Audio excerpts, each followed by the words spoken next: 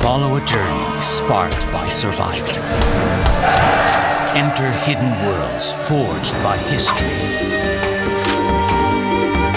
Explore lands fused by culture. Touch the spirit sharpened by experience. Come face to face with true masters inside the deadly arts.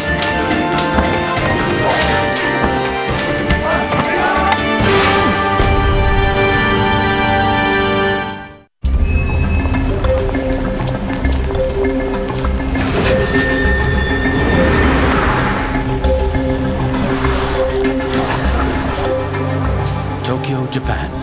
Lightning-paced, ultra-modern, and unnervingly complex, Japan can be a cultural minefield to outsiders, not attuned to its subtle and precise etiquette.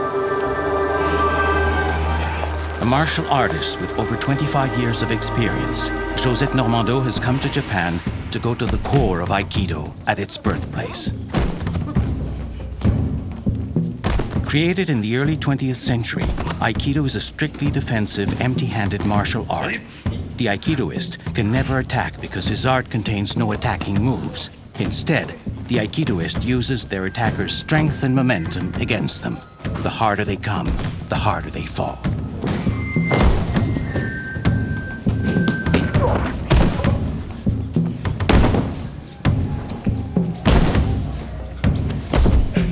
I jokingly say all the time that Aikido is the martial art of women. You don't block. So it's a very nice and elegant way, but very efficient way of practicing a martial art. The true essence of Aikido is not just fighting skills, but Budo, a way of martial life. It is a refined martial spirit that evolved out of the savage warfare of ancient Japan. Budo encompasses not only the physical training of the warrior, but also such diverse skills as poetry, calligraphy, tea ceremony, and sword making. By mastering these more subtle arts, the savage fighter was meant to evolve into a gentleman warrior, known as the samurai. Aikido is Budo. That is what my sensei or master has always taught me. But I never felt I fully understood his meaning. Even with years of Aikido training, being in Japan makes me feel as though I am standing on the threshold of a new world.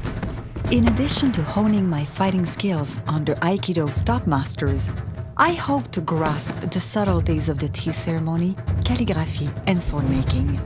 By combining these goals, I hope to come closer to the true spirit of Aikido. Josette's first destination, Hombu, Aikido's headquarters and most sacred dojo, or training hall. Before she can train under the top senseis, Josette needs to learn more about the intransigent Japanese code of etiquette. This code is taken very seriously. In Aikido, it is said, etiquette begins and ends with every class. As I step onto the tatami, etiquette dictates that I bow to O-sensei, the founder of Aikido.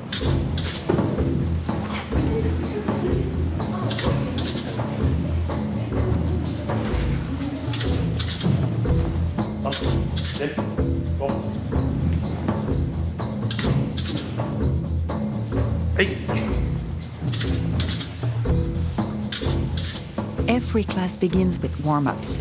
Fist, loosening the joints, ankles, wrist, neck. Then, rocking on your backs to get ready to take the upcoming falls. Out of consideration for others, students are expected to wear a clean white uniform, a gi. Black belts add a hakama, a samurai pant skirt, over their gi.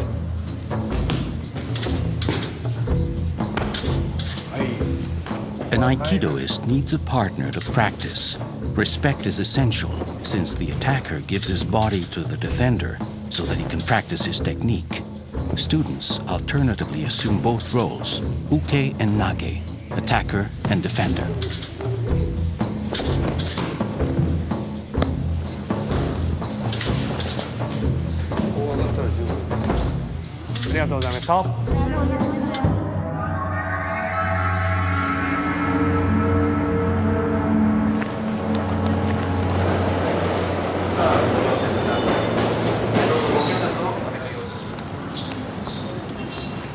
Josette is with Guillermo Crispo, an Argentinian Aikidoist whom she met in Montreal.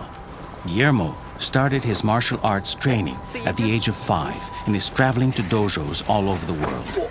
He will be Josette's training partner here in Japan.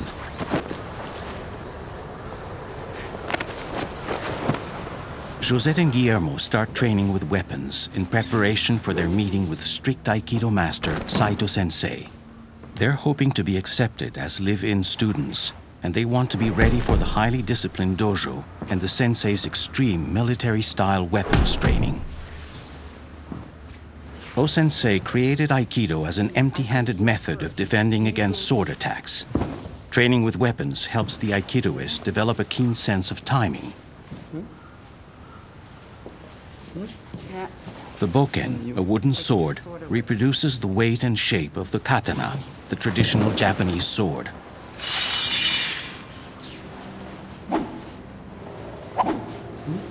Although technically katana training is not part of Aikido, there is nothing like the whistling sharpness of the real thing to keep you on your toes.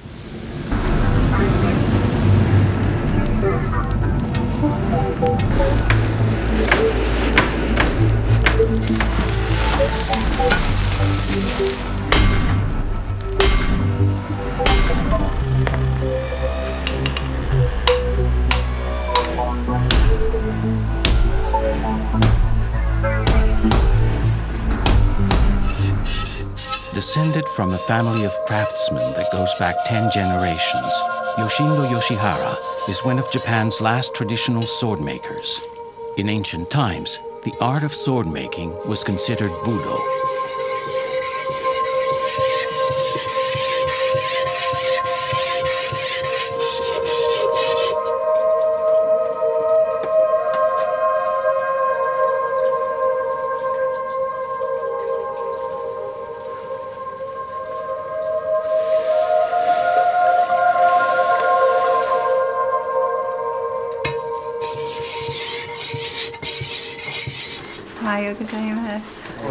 Yes, thank you.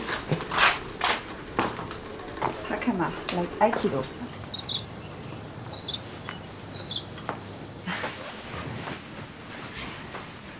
Sensei, I have been told many times that the katana is the extension of my ki, my inner self. This is a chance for me to see how a master craftsman can give a soul to sheets of steel. Until the samurai class was abolished, the sword was the fundamental symbol of the Japanese warrior class. For the samurai, the sword was his weapon and his soul.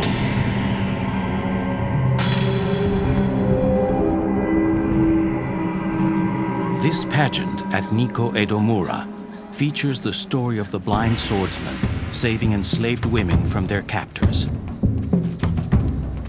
From the 12th to the 19th centuries, the samurai were the exalted professional soldiers in the private armies of Japan's rival warlords, or shoguns.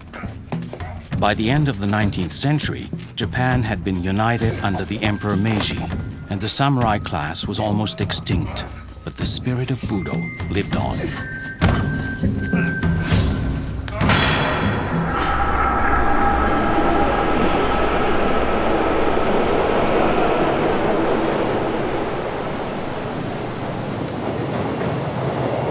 An hour and a half out of Tokyo, Josette and Guillermo are on their way to the Aiki Ibaraki Dojo to ask Saito Sensei to accept them as in-house students. If accepted, they will undergo training that will tax them to their limits. Okay, so I guess we have to go this way. At the age of 7, Hitohiro Saito Sensei started to learn Aikido under O-sensei, his father's master. Following the death of O-sensei in 1969, the founder's family left the Aiki Shrine and Dojo in the care of Saito Sensei Sr. in gratitude for his devotion. After Saito Sensei Sr. recently passed away, Saito Jr. took over the dojo, where he continues to preserve the founder's spiritual and technical traditions.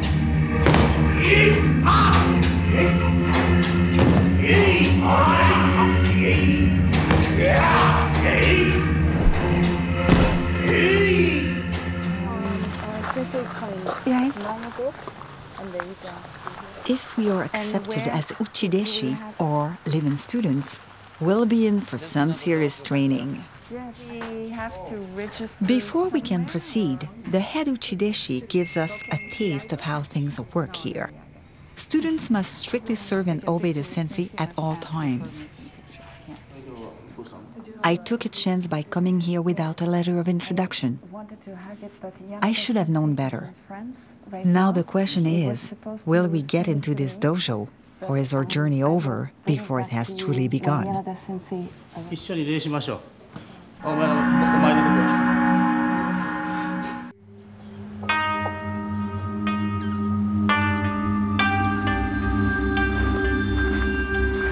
Josette's journey through Japan has just begun, and already she has lost face in front of her first Aikido master, Saito Sensei.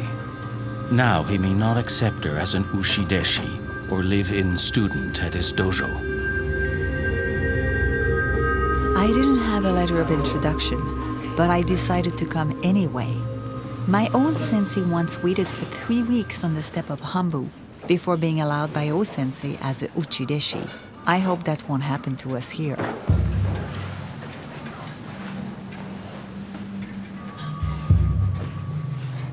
After keeping us waiting for a while without an answer, apparently Saito Sensei has finally made up his mind.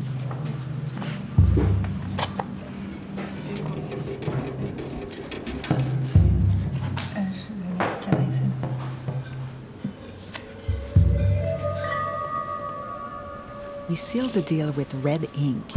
In the past, it would have been blood.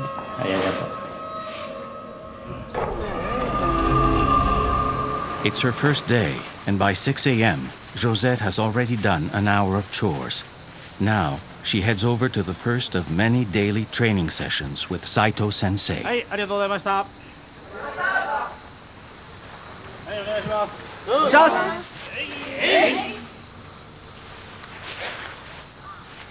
At the Aiki Ibaraki Dojo, the training day begins with boken classes. Training with a boken helps me to see how Aikido's white moves are designed to avoid the thrust and slices of this weapon. Also, I can better grasp the logic of complex wrist techniques aimed at disarming a sword-wielding opponent.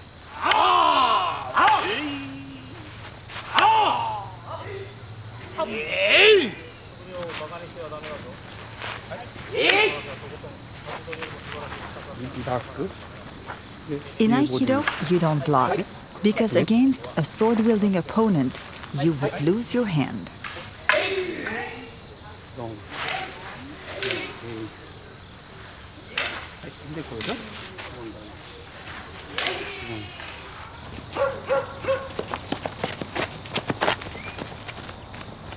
As soon as the practice session is finished, the grounds have to be groomed.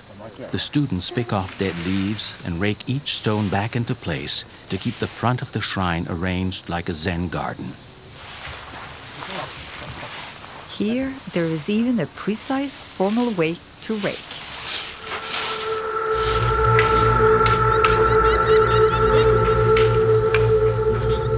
After breakfast and more chores, it is time for jo classes. A jo is simply a stick that is used to improve timing, focus, and muscle memory, skills that are crucial in Aikido.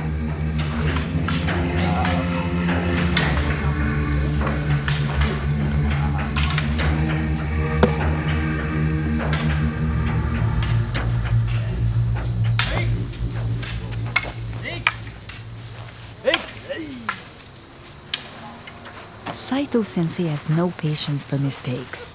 In my decades of martial arts training, I've had many demanding senseis, but never one as rigid as him. You're only meant to listen and then obey. 見せます。31がもっと短くなります。ですか？ほら見るだけで。えい！あ！えい！あ！えい！あ！えい！あ！えい！あ！えい！あ！えい！ The head Uchideshi tells Guillermo and I that we have to give a donation or tamaguchi. So minutes before next training, we run to the nearest store to purchase the specific tamaguchi envelopes. It's part of the dojo etiquette. Returning to the dojo, the head Uchideshi tells me I used the wrong kind of calligraphy on the envelopes. Then she suddenly adds that we also need to present Saito-sensei with 2 bottles of sake. Off we go again. Back at the store, we choose 2 elegant-looking bottles that seems to be of fine quality, then we hurry back. But we are wrong again. The head Uchideshi is furious. Apparently, the bottles are the wrong size. Even with the best of intentions, we have created nothing but irritation and disappointment. Life at the Aiki Ibaraki Dojo is Spartan, and the schedule changes arbitrarily. There is only one constant: practice, and with it, relentless correction. After several grueling classes where it seems I could do nothing right, I feel really discouraged, and I can only wonder if this frustrating experience is part of the Buddha way of learning.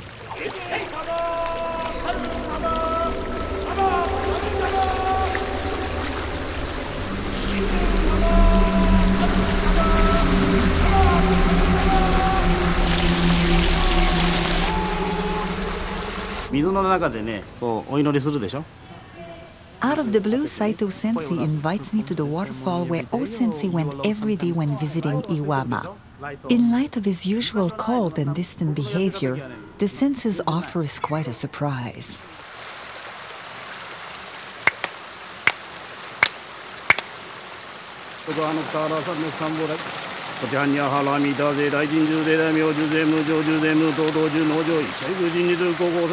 Wearing his family crest, Saito-sensei preps himself before performing a purification ritual to cleanse his body and mind. In ancient times, monks and warriors used to perform such religious purifications.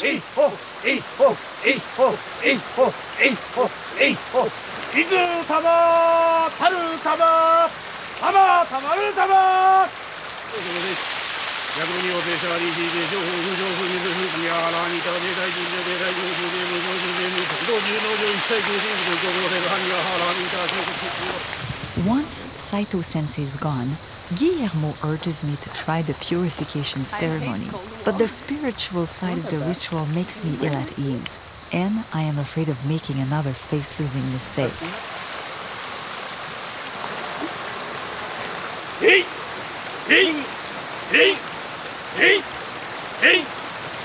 On your back, on your back. I force myself to stand there as long as I can, but all I feel are the sharp rocks underfoot and the bone-chilling coldness of the water. What am I missing?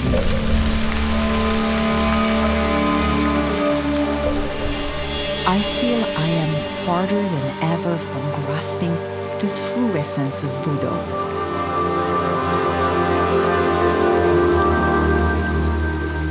One thing is clear to me: Buddha cannot be obtained in a day.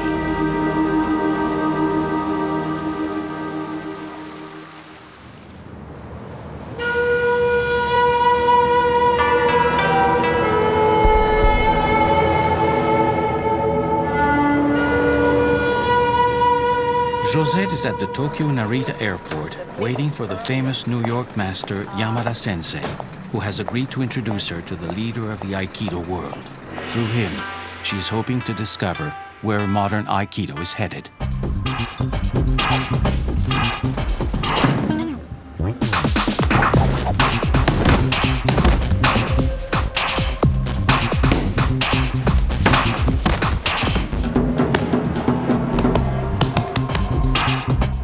Yoshimitsu Yamada, an 8th degree or DANH black belt in Aikido and chief instructor at the New York Aikikai, was an Ushideshi under O-sensei for more than 10 years. He was selected by the founder's son to leave Japan to spread Aikido throughout North America. Today, Yamada Sensei is the chairman of the United States Aikido Federation and teaches seminars all over the world.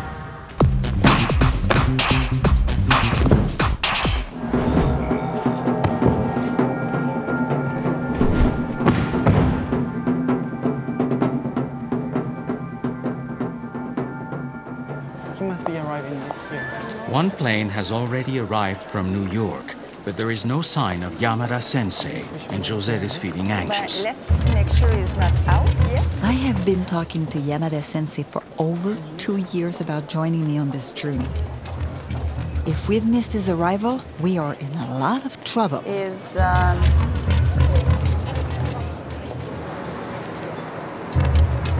Il arrive à 4h10, Terminal 2, il a pris Japan Airlines flight number 5. Let's go. Merci. Bye. After a series of phone calls, Josette finally gets a flight confirmation. Yamada-sensei's plane is due to land right away at another terminal. Comment ça va? What a relief. In Aikido, keeping a sensei waiting is unforgivable. After 2 years of preparation, he could have literally just walked away.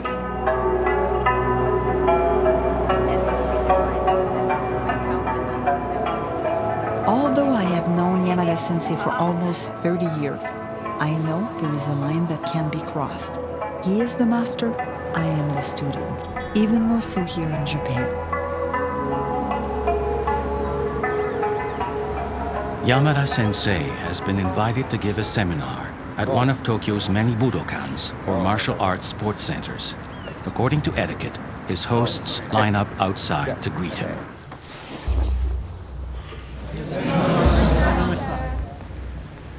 Yamada-sensei typically begins his warm-up sessions with breathing exercises.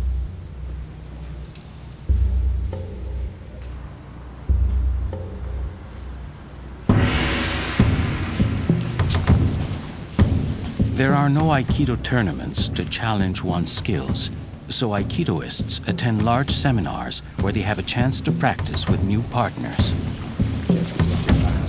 As Yamada-sensei comes over, I feel a little tense. I don't want to disappoint him in front of his host. I tell myself, relax your shoulders, Josette. Don't use your strength, use your ki. どっちかというと簡単といえば簡単なんですよね。でも誰かこう掴んでる場合はね、まずここからこう一緒になって導くから僕はこう思いしますね。Every sensei has his own favorite moves, sequences, and training games. The unpredictable nature of seminars forces students to question and revise their techniques, not to mention improve their physical endurance.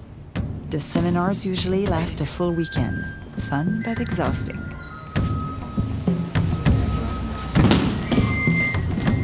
There are a lot of people at a seminar and no room for ego. You have to protect your uke by constantly being aware of your surroundings as you throw him to the mat.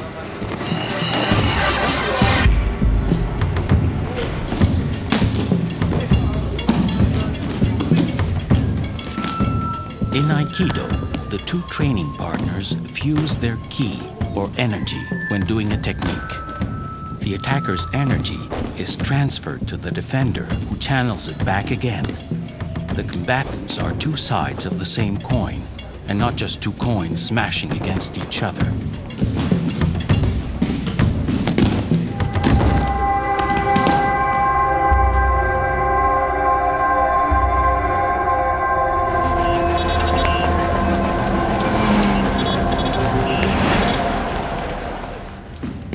Yamada-sensei has arranged a privileged audience for Josette with Doshu, the grandson of Aikido's founder.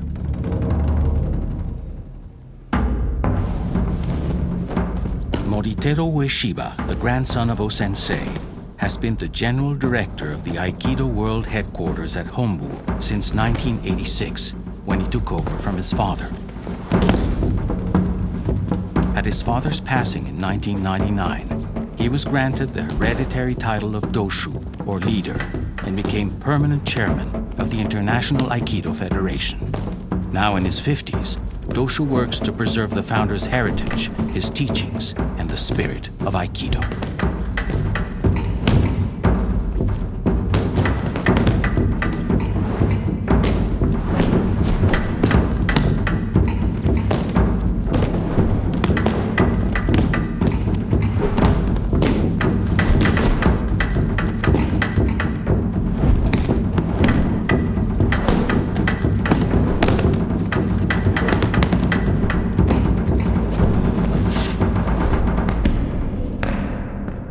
This is the chance of a lifetime.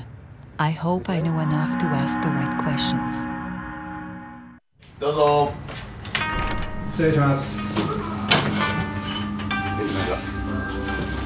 Josette is at the Aikido headquarters in Tokyo, Japan. Her guide, Yamada Sensei, has arranged a rare interview with Doshu, the leader of the Aikido world.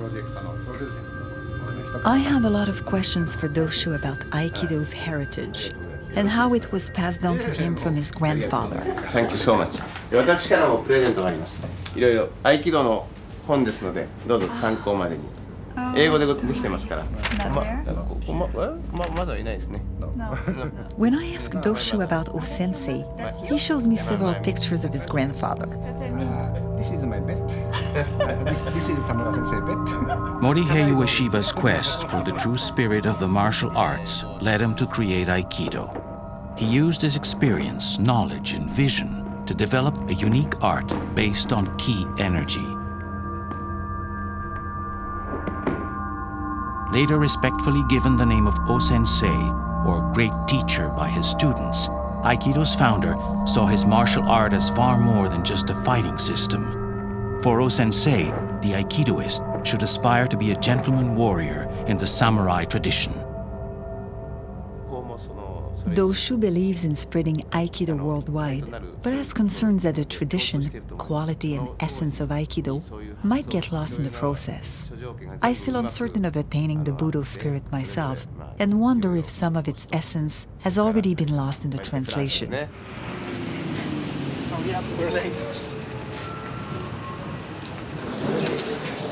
The next morning, Josette and Guillermo take Doshu's early class.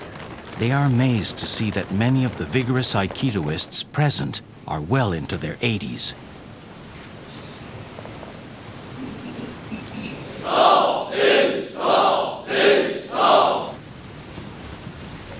Training in a sea of black belts at Humbo with the leader of the Aikido world is intimidating, to say the least. The energy on the tatami is high. Okay, relax, take a deep breath, and here we go.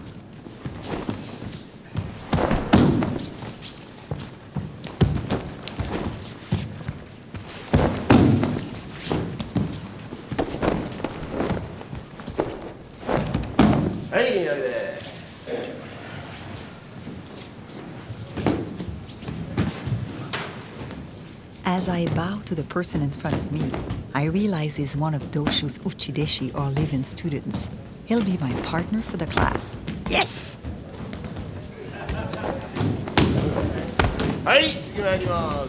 My training partner corrects me through subtle hints. He offers enough resistance to make me work hard, but without fighting me. In other words, he's a great uke.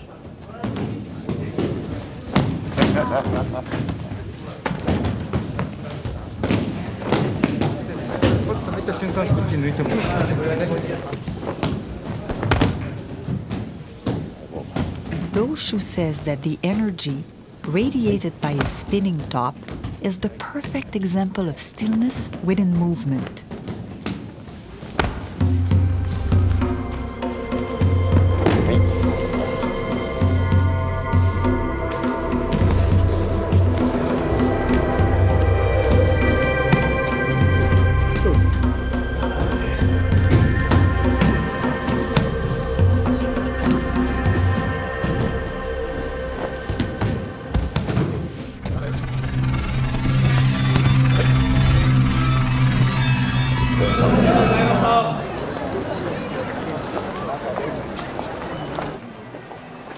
Doshu has granted Josette the honor of accompanying him to a tea ceremony. So Josette is shopping for white socks, one part of the required etiquette. Hoshinji Temple, home of renowned tea master Kobori Sensei.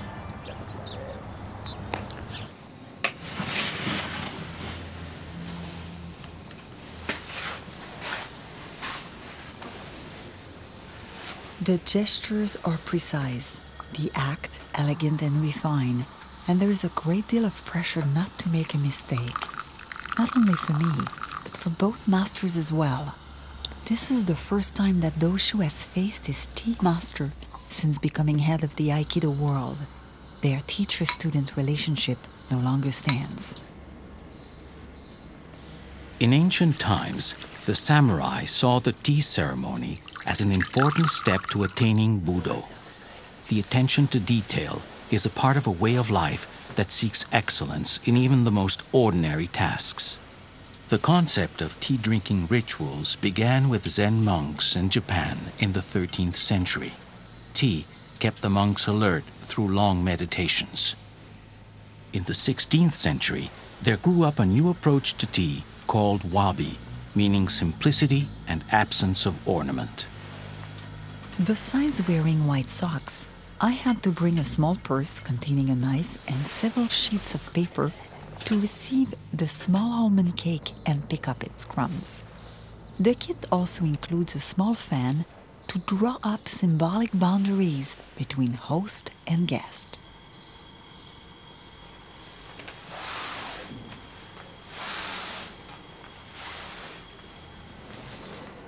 The samurai made the tea ceremony a spiritual discipline and an essential part of Budo. To this day, the ceremony has 4 precepts: peace, respect, purity, and tranquility.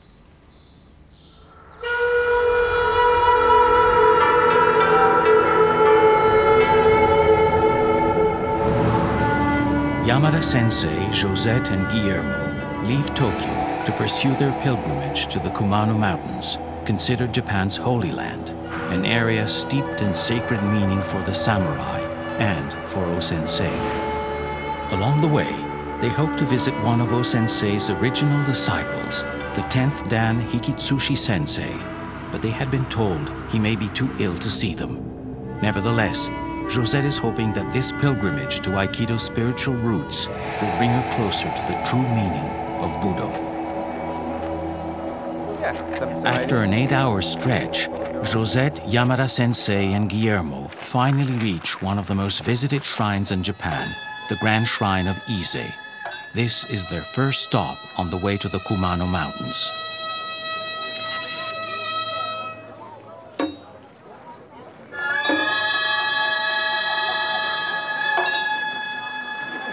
This is my second attempt at a Japanese ritual purification.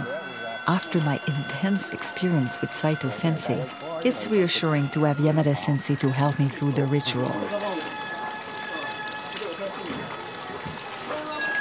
Since ancient times, pilgrims have purified body and mind by washing their hands and rinsing their mouth with the waters of the sacred Isuzu River.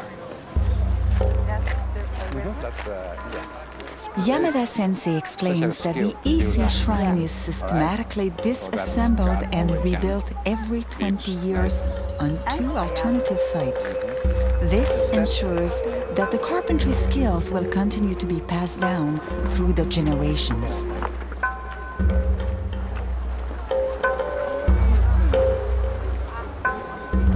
Okay. So, the car is coming. Oh, here it is. Josette is offered a Daruma doll by Yamada Sensei. The Daruma is based on the legend of an Indian Buddhist monk known in China as Bodhidharma and in Japan as Daruma, who lost the use of his arms and legs after 9 years of sitting in meditation. The doll has a weighted bottom and rounded shape and automatically regains its balance after being tipped over, representing persistence of spirit and recovery from misfortune. A symbol of good luck and protection in Japan, the Daruma doll is traditionally given at the start of a new venture. To make a wish come true, Yamada Sensei tells me to paint its left eye black. At the end of my pilgrimage, if I am granted my wish, I should paint the second eye.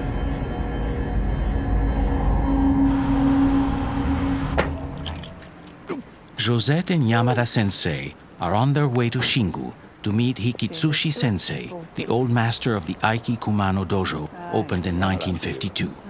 For summer, maybe one of the maybe fall kimono. Yeah. What up, you? On our way from Ise to Jingu, we stop to find out if Hikitsushi Sensei is well enough to see us. The venerable sensei has been bedridden for the last year. As they arrive at the Aiki Kumano dojo, Josette and Yamada sensei have little hope left of meeting with Hikitsushi sensei. So they are amazed to learn that he is well enough to welcome them to his dojo. Like back home in Canada, bringing cut flowers when visiting an ill person is considered proper etiquette. I can't believe my luck. After all, I'm getting to meet one of the last of the original Aikido masters. Hikitsushi sensei tells us that O-sensei's spiritual devotion to nature led him to open the Aikido dojo here in the Kumano Mountains. Michio Hikitsushi was born near Jingu in 1923 and met O-sensei at the age of 14. Although at the time only adults were permitted to train in Aikido, O-sensei saw Hikitsushi's commitment and told him, "You were born to discover the spirit of Budo, so you must study Aikido." Hikitsushi sensei received his 10th Dan in 1969. He is one of only 2 students granted such a high rank by O-sensei. As we go through the photos and books, Hikitsushi sensei expresses what Aikido means to him. The prevailing message is one of peace and love.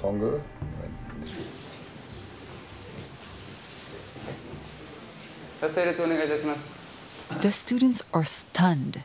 Hikitsushi sensei has not set foot in the dojo in more than 2 years, and here he is teaching. 初めからここでおっとついてきた時が座れる分試合をしちゃいけない。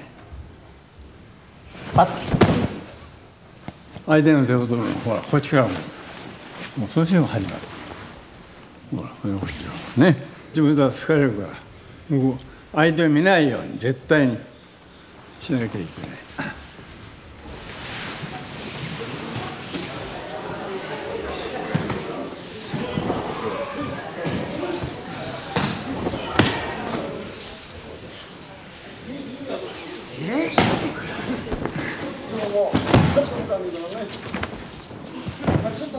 This is called freestyle, and it's usually done with multiple attackers. It's like a real combat situation. You have to be fluid, stay focused, and be inventive.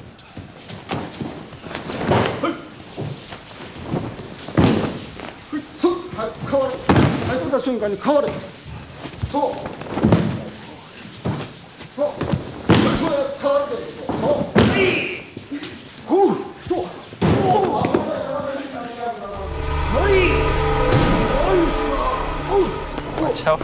Yeah, your ankle. Watch your step. Yeah. Spending time in the Kumano Mountains gives me the opportunity to reflect on why I am here and what am I trying to grasp. I can understand why O-sensei and the samurai came here. The solitude of the mountains allows time and space to reflect on one's life and death.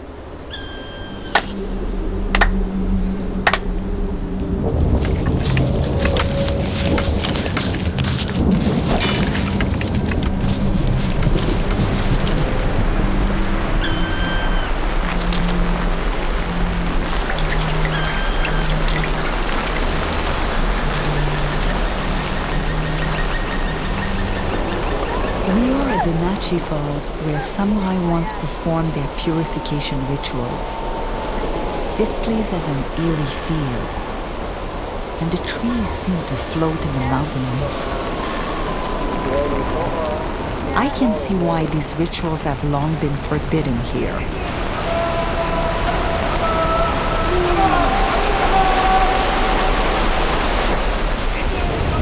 The Nachi Falls have always been considered to be the embodiment of a god.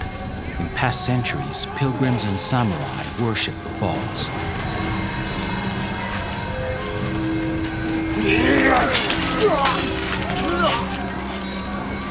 The samurai were feudal warriors who controlled the Japanese government from the 12th to the 19th centuries, according to Bushido, an unwritten code of conduct requiring truth, bravery, loyalty, and honor.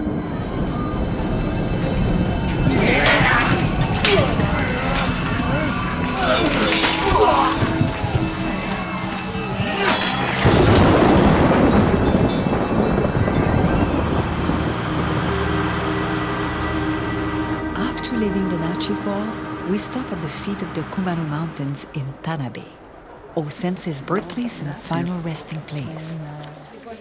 Tanabe is the last stop of our pilgrimage.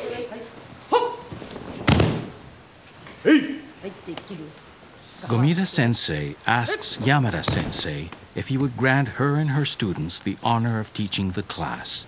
The sensei agrees gracefully. My time in Japan is almost over. My quest to determine the essence of Budo still uncertain.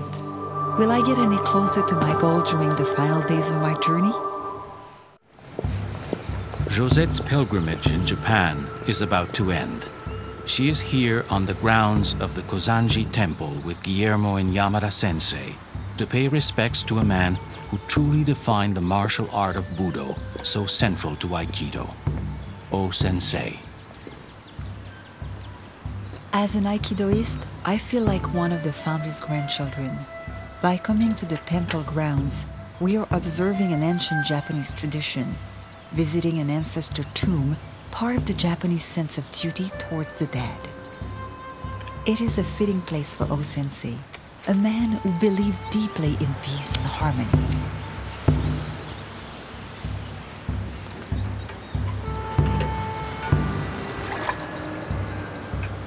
For O-sensei, Aikido was a non-competitive martial art, an answer to the violence he saw all around him.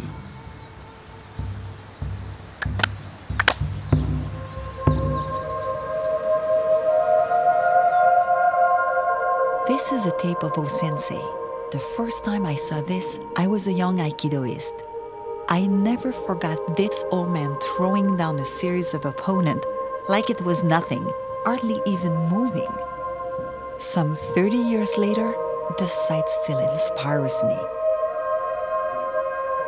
The atomic bombing of Hiroshima and Nagasaki had a tremendous impact on Aikido's founder. O-sensei felt that harmony and non-aggression were the only answers to violence. In the martial art he created, there are no attacks and no aggression, making Aikido, in essence, the martial art of love. Living this experience wouldn't have been possible without Yamada Sensei's goodwill. How can I show him my appreciation and respect? I try to think of a meaningful gift, something that will show him the effort I've made to grasp Budo. Calligraphy came to mind. Along with sword making, tea ceremony, and flower arrangement, calligraphy is one of the skills samurai studied to obtain Budo. Despite my complete lack of training, I tried to draw the 3 kanji or Japanese characters that makes the word Aikido as a gift to Yamada Sensei. I thought I was going to have a nice little practice with Guillermo today, but suddenly, Yamada Sensei starts calling the attacks just like during an Aikido exam. This is quite stressful. I tell myself not to think or I'll stop reacting naturally to the attack. Every time he calls an attack, we have to switch techniques and we're not allowed to do the same technique twice. The sensei wants to see that we have mastered the different combination and that our movements are fluid.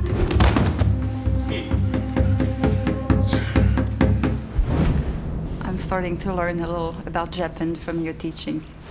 When the session finally ends, it's time to offer my gift to Yamada Sensei. I hope my humble present pleases him. To understand their Japanese thank you very culture. much. And I also hope you enjoy Japan and learn something out of this journey. Thank you very much.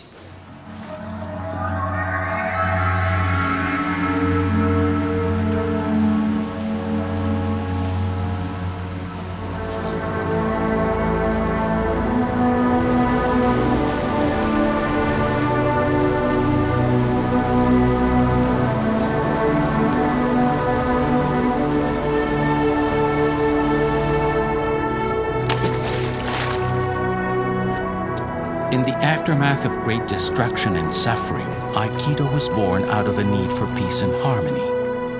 Doshu, Aikido's heir. Hikitsushi, the original disciple. Saito, the disciplinarian. And Yamada, the ambassador. These senseis preserve the essence of Aikido and the legacy of O-sensei. All of them help Aikidoists reach a state where body and mind are combined in the spirit of Budo. I have been very privileged to have Yamada Sensei to introduce me to the other senseis and give me the opportunity to better understand O-sensei's vision of Aikido. It has sometimes been difficult to penetrate the opaque culture and etiquette of Japan.